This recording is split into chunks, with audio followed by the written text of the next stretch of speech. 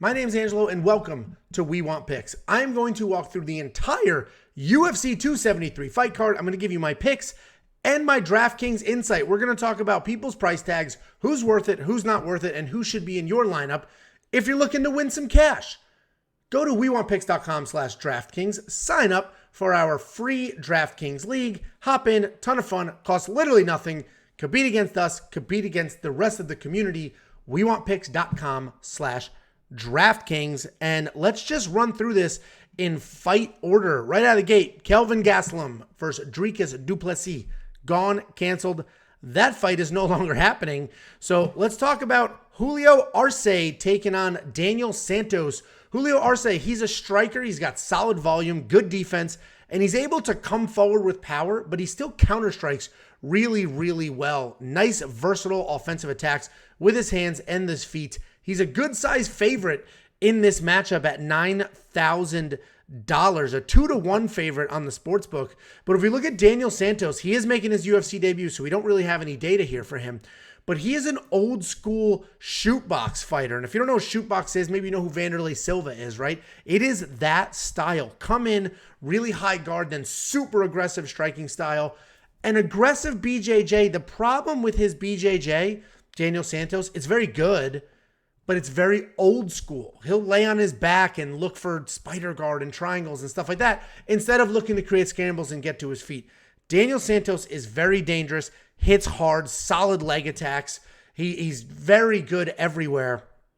The problem is, I do think Julio Arsia is a little bit better. I think if he can work in some takedowns, as he did in this run right here against Dawodu, Erosa, and Marias, I think those takedowns will be the difference here, because if he takes Daniel Santos down, I think Daniel accepts it. He's on his back playing the jiu-jitsu game instead of trying to work back up to his feet. But I am not going to spend $9,000 on Julio Arsia because I don't think he's that big of a favorite. I do think he wins, but I think it's a closer fight. And betting-wise, I actually am going to put a bet on Daniel Santos to win inside the distance, decision, no action, because I think those are the only two things that will happen here. I think Daniel Santos can either finish Julio Arsia or will lose a decision, and I'm not paying $9,000 with, Julio Arsia potentially getting finished or only winning by decision. Then we have another UFC debut. We have Pereira Rodriguez, and she is taking on Kay Hansen. Kay Hansen, she's incredibly young. She made her UFC career, or UFC debut at 20 years old. She's had a decent career so far, but she's got a little bit of a rough stretch. She's lost to Jasmine Jasudavicius back in January.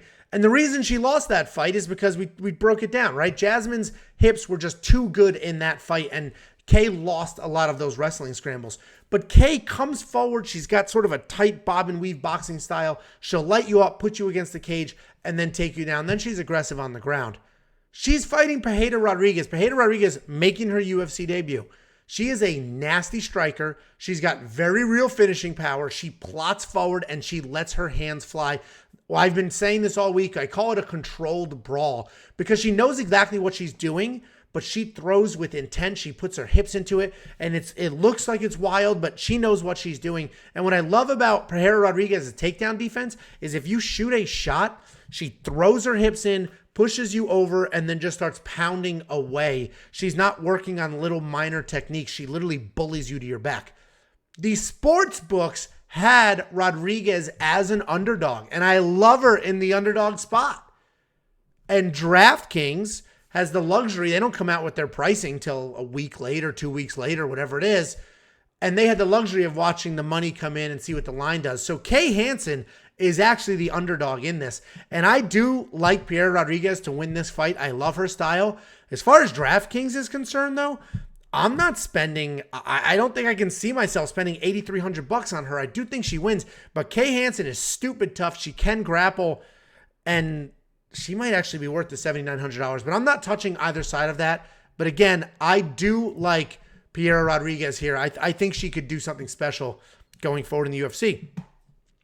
Then we have Anthony Fluffy Hernandez taking on Josh Frem. Josh Frem, UFC debut. 3 in a row opening this card. There's more UFC debuts on this card than almost any other pay-per-view I've ever seen. It's pretty surprising, actually. Anyway, Anthony Hernandez was originally supposed to fight Dricus du Plessis.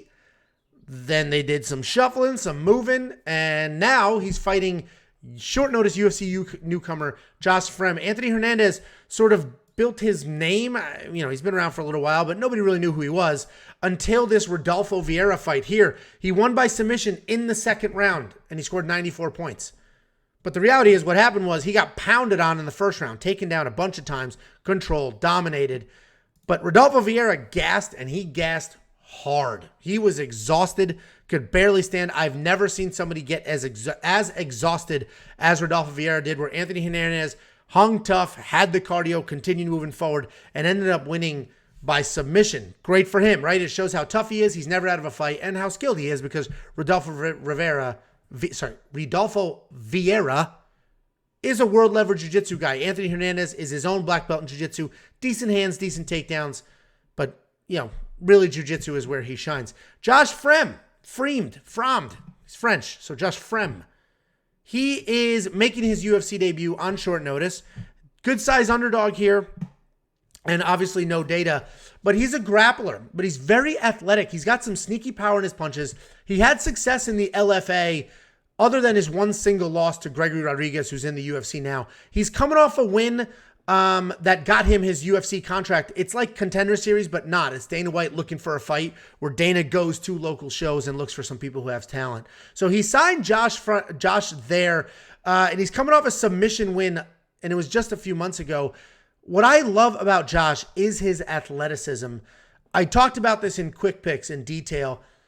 When you have somebody that has that much athletic ability, they can grow at a faster pace, improve at a faster pace, do things that somebody who, isn't as athletic potentially can't do in fights. I like Josh Frem. I like his future. And honestly, by the end of this week, I may change my pick. As far as DraftKings is concerned, Josh Frem is probably worth his money more than Anthony Hernandez. Anthony Hernandez at $8,700, I do not like it. Both of these guys are grapplers. Anthony Hernandez doesn't have great hands, and he's less athletic. Josh Frem is more athletic, actually has power in his hands. He's knocked some people out, and he's had some success. But I do like Anthony to win this fight, because I think short notice is a factor. The pressure of a UFC debut on a pretty big fight card is a factor. And Anthony Hernandez, at the end of the day, he's got some losses here, but he's also got some solid wins, and he's been in the UFC for a little bit. So I like Anthony Hernandez to win the fight, but I think it's like razor thin, and $8,700 is not razor thin. And Josh Frem and his athletic ability, honestly, he's a pretty live dog on this card. So I'm not touching it. I just broke down, 3 fights, and I don't like any of them, but I promise you we're getting somewhere.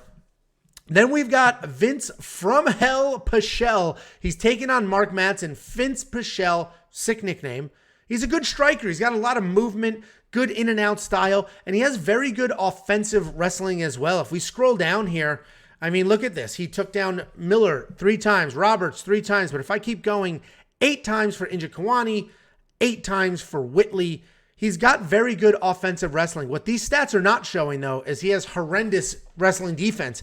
He gets taken down, and he gets taken down often.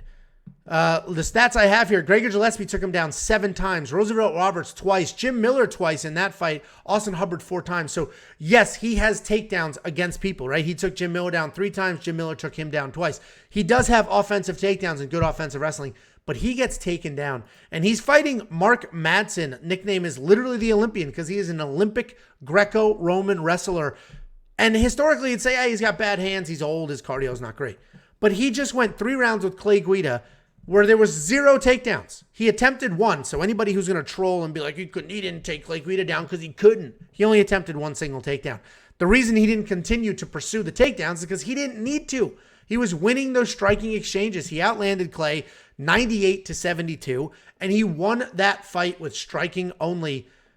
And Clay Guida is one of the most mobile guys in the division. His feet are never planted, and that's what Vince Pichel does in his striking style.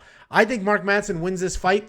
I think it does actually look a little more like a wrestling match. I think he gets a bunch of takedowns because of how easily Vince Pichel is taken down. But if it stays on his feet, Vince Pichel is definitely the better striker. But Mark Madsen has proven that he's not completely, a fish out of water in that department. So I like Mark Madsen, $7,800. I will probably spend it, especially if we're thinking he's going to get some takedowns and some control time there. Then we've got Mickey Gall. taking on a UFC debut. Mike Malott. It's insane how many UFC debuts are on this card. Mickey Gall. We've broken him down many, many times. And the issue with Mickey Gall that I always bring up is if we look at this here, his second fight in the UFC, his third fight ever, was against CM Punk. And CM Punk is not good. But that's what got him famous because he beat CM Punk. And then he beat Sage Northcutt, who turned out to not be that good. But all of a sudden, he's riding a few wins. Wow, 3 wins in the UFC. 2 against quote-unquote names. 1 against a prospect. And then after that, it was win-loss, win-loss, win-loss because all of a sudden, he's in the UFC 3 fights into his career, and he's stuck fighting people at that level. He was sort of robbed of the opportunity to learn on the regional scene, evolve on the regional scene. He's suddenly in the UFC fighting only UFC caliber. Skill-wise, he's a pretty good wrestler, but he's got very good grappling. He can submit you on top or on bottom. And his hands are okay. And look at his losses. They're not bad. Alex Morono is a very good fighter. He scored, didn't score great, but it was a 3-round decision. He landed some significant strikes. Mike Perry, listen, Mike Perry is a tough outing for anybody. Because he will stand there, he will bomb away, he hits hard as hell, and he's going absolutely nowhere. But the difference is, the point I'm making here is his opponent, Mike Malott, he's not fighting the Mike Perrys of the world, the Alec Moronos of the world. So, of course, he's got a pretty good record because he's not fighting that level of competition. Mike Malott is a pretty well-rounded guy. He's got a loose striking style, so that allows him to box and kickbox. He flows very nicely with his striking. He does keep his hands low, so he is hittable. And I say he's sort of the next generation of fighter because he's not one thing, right? I said Mickey Gall is a grappler. Mike Malott is not. He's nothing. He's everything. However you want to word that. His family is full of professional athletes. His brother is a professional hockey player, so he's an athletic guy. He can wrestle, he can grapple, he can strike. But I do think experience matters quite a bit here.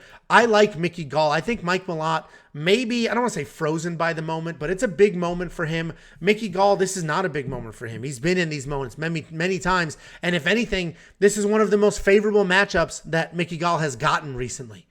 A UFC debut who's sort of unproven. So I like Mickey Gall to win here. $7,400. He's probably worth it because look at this. He scored 106 points in this win over Williams, where he was also a big-time underdog. Then we have Aspen Ladd versus Raquel Pennington. So Aspen Ladd was originally supposed to fight Irene Aldana. Aldana dropped. So then she got Raquel Pennington on short notice. Aspen Ladd's very good, but I had her losing her original matchup. I thought Irene Aldana would beat her because if we look at how Aspen Ladd lost to Norma Dumont, she came back after a 2-year layoff, so there was a little bit of rust there. And she was a step behind in the striking. Norma Dumont was able to piece her up on the outside. Just a step ahead of her with every single punch thrown. Raquel Pennington doesn't fight that way. Raquel Pennington, let's pull her up here. Raquel Pennington, outside of this stoppage over Macy Chasson, which, she got a submission. She's exciting. Let's scroll down. Decision. This KO was a loss. Decision.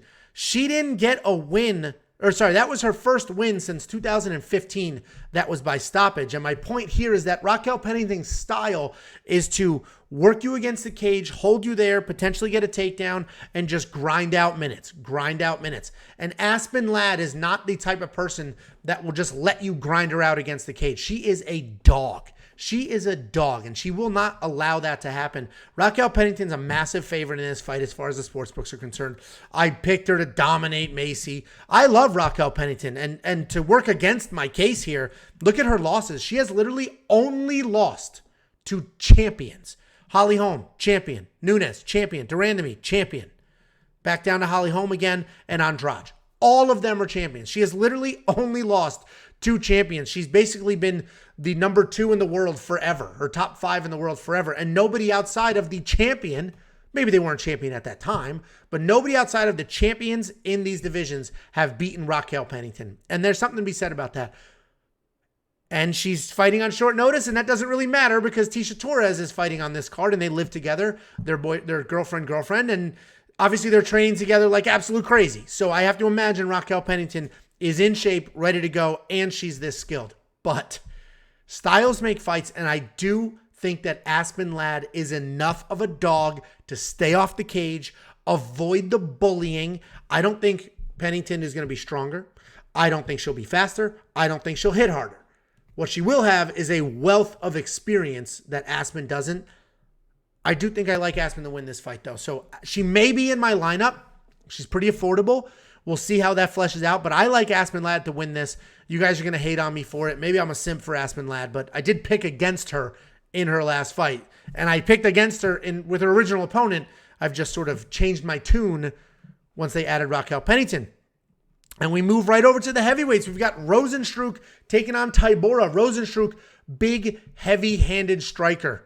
But he's a counter striker, so he can fall behind on the scorecards and then catch right back up with a big punch here or there. But he is a heavy-handed striker. He's not very good on the ground. He does not have much to offer if he's taken down. What I did like in the Augusta Sakai fight is he was moving forward. One of the very few fights where he was actually moving forward. Outside of that, he waits for you to come to him, so he can be a low-volume guy. Marcin Tybura, he's a heavyweight grappler. He's a grinder. He's not nearly as good of a grappler as Curtis Blades, but he will come forward. He'll hold you against the cage. He'll bully you to the ground, and he's looking to grind you out. I think Marcin Tybura wins this fight. I think he gets a few takedowns. I think he works up quite a bit of control time. So I like Tybura to win. He does have some chin issues, or at least he has in the past. So he absolutely needs to avoid some of those big strikes. He just went the decision with Volkov. And the issue is because he couldn't take Volkov down because Marcin Tybura doesn't shoot takedowns. He's not Curtis Blades. He doesn't lower his level, shoot to the hips, and finish. He works up top. He tries to drag you down, push you against the cage. That's not going to work against somebody like Volkov. That will work against Rozenstruik. So I like Marcin Tybura to win this fight. $7,600 is a great price tag. And then we've got the main card. We've got Iangary taking on Darian Weeks. It's an interesting fight here because Iangary is a massive favorite, and I don't think he should be. I do think Iangary wins. But here's the thing. We just watched him in his UFC debut, and you might say, wow, he knocked out Williams in the first round. That's amazing. But watch the fight. He is hittable. He got hit a lot. He's pretty hittable. He showcased some of his sort of technical inadequacies. He's not as technical as you would like him to be at $9,200 is where I'm going with that. He was hittable, but he does have hands. He can hit hard, and he has good offense. It's his defense that's lacking a little bit. But he's fighting Darian Weeks, and Darian Weeks is super dangerous because he's a very good wrestler. He can get a lot of takedowns, as he did against Bryan Barberena in his UFC debut. And he landed 118 significant strikes against Bryan Barberena. But he was also hit 108 times himself. And Iangary hits pretty freaking hard. And if Iangary hits you 108 times, that could be a problem. So I think Darian Weeks loses this fight. But $7,000, he is a very good wrestler. He hits hard and he's very athletic. He's a good, well-rounded fighter. Iangary, we've seen how hittable he is. A lot of people are trying to compare Iangary to Conor McGregor. That's just because they're both Irish. Skill-wise, it's ridiculous to make that comparison. Because Conor McGregor, he's a little bit washed up now that he's made the money that he's made. But like when he was up and coming, nobody said Conor McGregor's hittable. You couldn't touch the guy, and he was flatlining people. So Iangary's got a little Paddy Pimblett in him in that he's touchable. But I do think Iangary wins this fight, but $7,000, Darian Weeks is not a bad play because, guys, you will need underdogs in your lineup this week. We have so many fighters well over $9,000. Just look at the main, co-main, and feature fight. Those pricing is ridiculously wide, and every single one of you should have at least two of those people in your lineup. And in order to afford that, you need some inexpensive guys. Darian Weeks at $7,000 is probably the best. I mean, I think he loses. He's probably going to be in my lineup, honestly. Then we move over to Mackenzie Dern. We all know how I feel about Mackenzie Dern. A, her accent is freaking stupid. It's fake. It's absurd. Just Google Mackenzie Dern accent. There's a video, I shared it, called The Evolution of Mackenzie Dern's Accent. The video starts with her being like, hi, I'm Mackenzie Dern. I love jiu-jitsu. I'm from Arizona.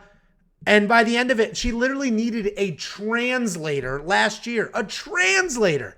A kid that grew up in Arizona needs a translator as an adult. She didn't need it 3 years ago. Suddenly needs a translator. It is one of the most absurd things I have ever seen. I don't know why it bothers me as much as it does, but it's ridiculous. With that being said, she's phenomenal at jiu-jitsu. Unbelievable at jiu-jitsu. But here's my second rant. She has miserable wrestling.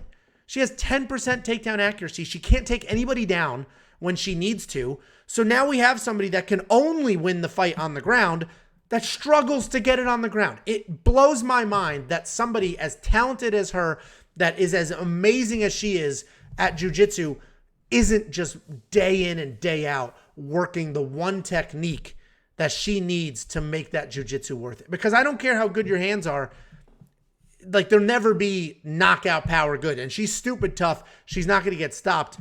And I guarantee she's spending all of her time boxing and grappling and not wrestling. And that's what she needs to do. Spoiler alert, Tecia Torres wins this fight. $8,000. Tecia Torres will probably be in my lineup. The reason I say probably, so I have a 2-unit bet on Tecia Torres to win. As far as DraftKings is concerned, my only issue is Mackenzie Dern is stupid tough. Stupid tough. So I don't see Tecia Torres getting a stoppage. She's also not going to get a takedown. Why the hell are you going to take down Mackenzie Dern? That's stupid. So I think she just wins a decision that's basically a kickboxing match, and that's 71 points, right? If we look at Van Buren, what she did there. She's not going to stop her. She got the takedown against Hill. You want to take 5 off that, but there was control time. You know, I love Tecia Torres. I absolutely think she wins this fight. We'll see what the pricing looks like with DraftKings as far as if she'll be in my lineup or not. But guys, Mackenzie Dern, she's got to make the wrestling adjustments. I want to eat my words. I want to see Mackenzie Dern show up on Saturday and just blast double through Tecia Torres and have evolved, because I love how dangerous she is on the ground. The problem is there's no reason to go there. Then we have what is probably the most highly anticipated fight on this card. I'm more excited for this fight than I am for the next two. We have Khamzat Chimaev taking on Gilbert Burns, by far the toughest fight of his career. Chimaev only has 4 fights in the UFC, 4 total. He has been hit 1 single time in 4 fights. It's absolutely absurd. He has decimated all 4 of these people. I said the reality is, though, none of them are really ranked in the top 10. For some reason, Jing Lang has an army of people that want to come and be, he was ranked 10th when they fought. The guy sucks. I'm sorry. I manage professional fighters. I hate saying any professional fighter sucks. But you guys have driven me to be that extreme. You attacked me in the comments when I was like, none of Khamzat's opponents can really sniff the top 10. And at least 20 of you. Jing Lang. Dude, he's not good. And if he's in the top 10, he shouldn't be. He's definitely not now. He's 13th now, I think. And rankings are subjective. You guys are presenting it like it's fact. These are just random people on the internet that vote, and that's the rankings. These aren't facts. The facts are Jing Lang has a couple of losses in his last 5, and he got smoked. Khamzat picked him up, had full conversations with people, dumped him, and submitted him. He's not very good, and this breakdown is not about him.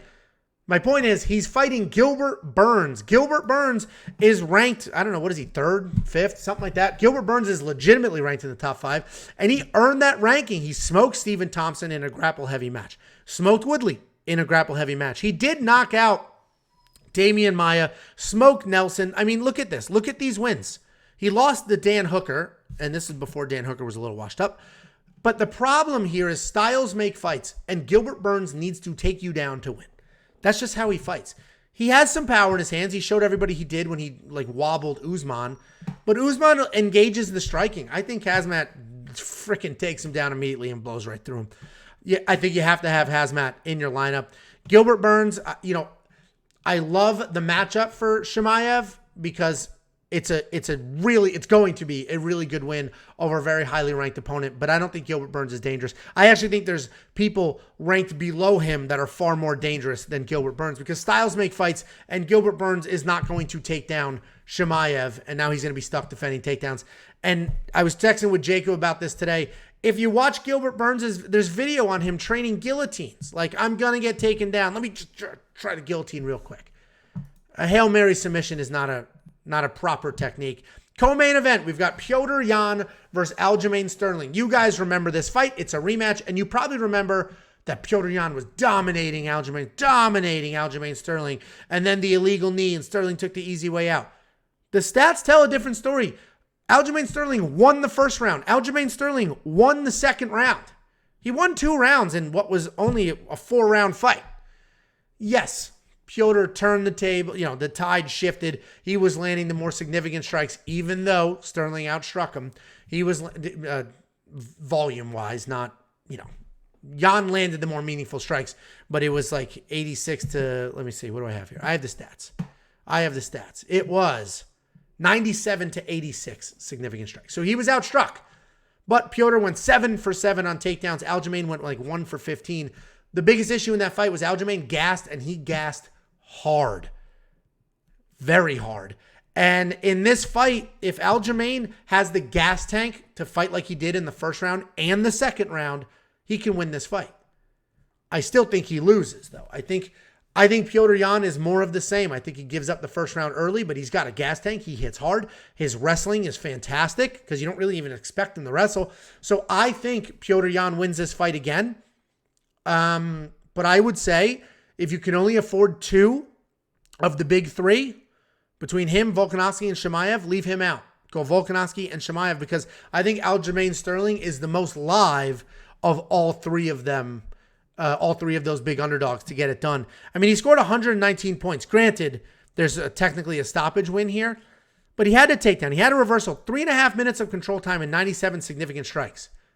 Even if he was stopped right then and there, stopped, knocked out, stopped, he scored well. Like he scored legitimately well in that fight. So, sorry, 99, not 119. He scored pretty well in that fight. So, I'm not saying Aljamain's going to win. I'm just saying this is a weird card with a couple of massive, look at these 9,000 pricing. A couple of massive favorites here. You need some underdogs, and he might be one of them. And you need to avoid, which of these over 9,000 fighters do I have in my lineup? Petr Yan is probably not the one that I will. Then we've got Volkanovski taking on the Korean Zombie. Volkanovski, we've seen him fight Max Holloway about 11 times now. He's coming off an awesome win over Brian Ortega, and he puts up real numbers because he works in the wrestling. He can grapple. He can strike. He's high volume, high pace, never stops moving forward. Very well-rounded guy. He's fighting the Korean Zombie, who is really coming off 1 win in a row. Ortega, that was a pretty one-sided loss for Korean Zombie. And before that, he's very inactive. So he did have to take 2 years off to serve in the military. And he's got some solid wins earlier in his career, right? Like these are solid wins. Garcia, Hominick, Poirier. Lost to Aldo, beat Dennis Bermudez, lost to Rodriguez, but Moicano, Edgar. Those are solid wins, but 2019. Fought once in 2020. Once in 2021 against an unranked Dan Ige. And he won that fight. He looked good. Is exactly what he's supposed to do. But, you know, I don't think Korean Zombie wins this fight. He's a dangerous guy. He's got some power in his hands, but we've seen him lose almost this exact fight. I think Volkanovski stays in his face, closes the distance, stupid volume, works in some takedowns. I think Volkanovski wins. Volkanovski should be in your lineup. So should Chimaev.